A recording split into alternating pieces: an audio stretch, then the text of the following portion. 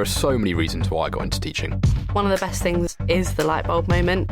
When you see a pupil suddenly understand something, that's really, really special. Every child is so full of potential, and the thing that makes me proudest to be a teacher is seeing them realise what they are capable of. I don't think any other job can give you the same satisfaction. That's why I chose to teach. You could get £26,000 tax-free to train. Search Apply to Teach. Selected subjects only, subject to eligibility. You're now listening to Gamertag Radio's E3 2015 coverage. This is Gamertag Radio, a Gamertag Radio exclusive. Let's get this started. All right, so we're back here, Gamertag Radio. Now we just finished watching the EA press conference here during E3 2015. And right now we're driving now to the Ubisoft press conference. So while we're driving, I have Q here and also Pete Rock. Pete, how you doing, man? I'm exhausted, but I'm surviving. My mind is blown right now with two things, maybe three. First one out the gate, same way that they started the press conference, Mass Effect. I honestly didn't think they were going to show as much as they did. Granted, it was a teaser trailer, but oh my God. Yeah. If you are a fan of any part of the Mass Effect trilogy, as I am, I mean, just, you know, and I've said it on different shows, I fell out with number 2, but I caught on with 3. And wow, if there was a teaser trailer that got you amped to get back into that series, that was it. The other one, which was the totally, unannounced, unknown IP that they were working on, which was Unravel, that looks like one of those games that will just catch you out of nowhere. And this is the one that, Paris had the lucky opportunity to check out. And wow, if that's going to be a game that's along the lines of like Ori and the Blind Forest, where it's great for all ages, and it's one of those little adventure games that's just going to catch you there. Yeah, I think to me that was the highlight of the whole EA press conference. Yes, don't get me wrong, I'm excited for Mirror's Edge, Mass Effect.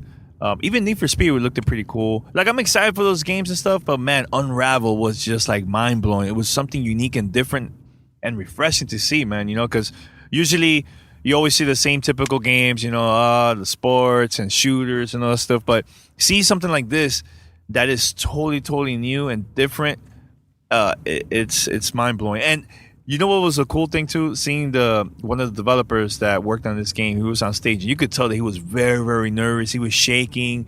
He couldn't really pronounce certain words. And I know, like, we were nervous, before coming to E3 because of the whole thing that, with the whole Gamertag Radio coverage and everything. And the reason that is because we're so passionate and we want this to be perfect. And that's how I see him on stage, feeling the same exact way. But man, it's so cool, man. And what's the crazy thing? I didn't know that was the game that Paris played. He said it was coming during a press conference. I just didn't know which one. You know what I'm saying? So that surprised me big time. But yeah, Mass Effect. Wow, Pete, that was strong, man. Strong way to open up EA's press conference. Now, to me, overall, this press conference, I think, was like solid. It wasn't like previous years. I was like, wow. I think certain games just wasn't there. Like, of course, the whole EA Sports stuff, but it was cool seeing Pele there on stage. I think that was cool, right? But Mirror's Edge. Now, here's the thing. I'm excited for Mirror's Edge, but at the same time, I'm a little bit nervous. And let me tell me if you guys agree with me or not. I found the game that they showed, the gameplay that they showed, was too much fighting. Where's the puzzles? Where you know what I'm saying? Like the original Mirror's Edge. Where is it? I haven't seen it. I just seen a lot of fighting scenes. Well, understand that to its core, Mirror's Edge is that parkour action adventure game where, right now it's still early. I mean, I don't think it's coming out until 2016 anyways.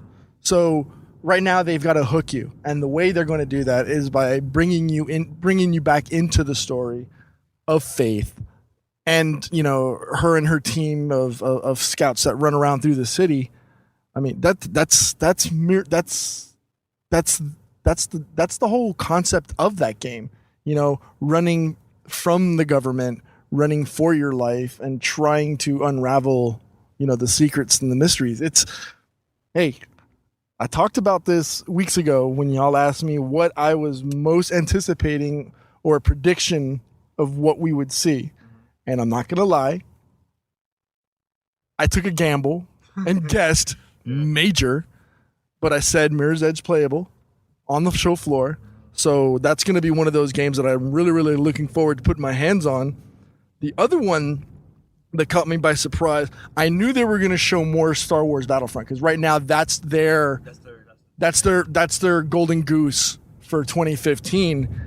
But I didn't know that they were going to drop another Old Republic saga called Knights of the Fallen Empire, where you've got twins from birth raised within the Jedi Order, and it seems like there seems to be an internal struggle between the brothers to see who has, bigger cojones, who's going to be the bigger, badder brother, and it culminates ultimately with a battle between the two of them. So that's going to be, Knights of the Old Republic is just the whole Old Republic saga and series is etched in stone as one of the greats. But let me ask you this: are you planning to check it out for PC or what? That's going to be a PC for me. Just I want the glory and I want the beauty in all its 1080p 60 frames. This is only a PC game. This is not like console at all. I was asking if you were planning to at least try it out for a PC. Absolutely. Yeah. Yeah. Have you been playing the Old Republic, since launch? No. Because it's not that good. Okay. All right. Well, why you say that? Because I know there was a big hype, but then it the hype just stopped quickly because of I don't know if they were charging too much or what, Well, of course, they were charging for it at first, and then the gameplay was just buggy, and it just wasn't really fun. The trailers that they have around the game and the CGI is just amazing. That makes you really interested, and that's how they hook you. That's how they get you. But they didn't show any gameplay of what it was going to look like if they're going to improve any of that. So that would be my concern. Well, I'll tell you this, and I mentioned this many times on the show. I got goosebumps while watching Star Wars for the first time, Star Wars Battlefront at DICE Studio, where they're in Stockholm, Sweden. And I got goosebumps again when they presented Luke and Darth Vader fighting at the end of the gameplay scene. Wow, I can't wait for that game too, man. Now, was any of what you saw during the Star Wars Battlefront stuff that you had already seen before? Was this just a rehash of stuff you've already seen, or was this new footage that they showed? The stuff the stuff that we got to see is the gameplay and the trailer that they showed. That's the stuff we all got to see, everybody, But this is totally new to me, totally new. So that's what I was saying. I got goosebumps at the studio when they showed the trailer and the gameplay for the first time, and I watched this now for the first time, and it again gave me goosebumps. So it looks tight, man, and it's cool that they showed more than just. I'm excited they showed just more than just the players. They show also the vehicles and everything. I think that was very, very important to show that because. Dude, 40 players in one game session, it's intense. So, and what else, P? Anything else? That's about it for me. Another one that I saw, we had heard earlier about Plants vs. Zombies Garden Warfare 2. Oh, yes. Oh, my God, yeah, you're right. But they gave us some more information on that. So it's the next iteration. It's coming out spring 2016. So there's still a long time to go for this. But some of the stuff that they talked about was they're going to be giving out free content updates throughout the life of the game, which is great to hear, because typically, and especially considering, it's big bad EA, they're going to be supporting this strictly because of all of the support they've gotten from the community, as a result. And you get to transfer any Garden Warfare 1 characters in. So that's great. They also talked about the new Need for Speed, where they were going to do the environments twice as big as Rivals, but you're going to have the action from Carbon. You're going to have the racing skills from Most Wanted. What they're trying to do is they're trying to, bring it back, because I think, and I've said this before, Rivals, I think, was the worst of the series. Like, I really, really did not like it. So, this is it looks like EA is trying to clean house and bring all their stuff. Now, they did go back. They did, obviously, because EA Sports is one of their, bigger divisions. NHL and golf looked just like the next versions of it. I really don't see a lot of change. NBA 2016 looked really, really good from a graphical perspective. The new facial recognition, hopefully, they showed it on stage and it looked like it worked great. But we've seen some of the examples of these facial recognition things, and it doesn't really look too good. So hopefully this will be one of those opportunities. Madden 16 looks really, really good as well. They have a new mode called Draft Champions, which will work between console and mobile.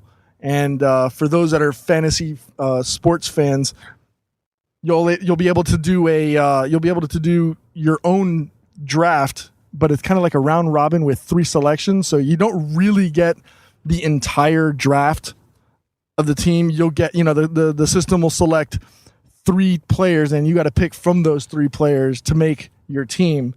So other than that, it was solid. And I think more biased just because of the whole Mass Effect and Star Wars stuff. Yeah. But I can't complain. I think it was a pretty solid press conference. Well, we're going to wrap it up because now we just parked and we're heading out to the Ubisoft press conference. So head over to gamertagradio.com or play.it for more episodes live from E3. Stay tuned.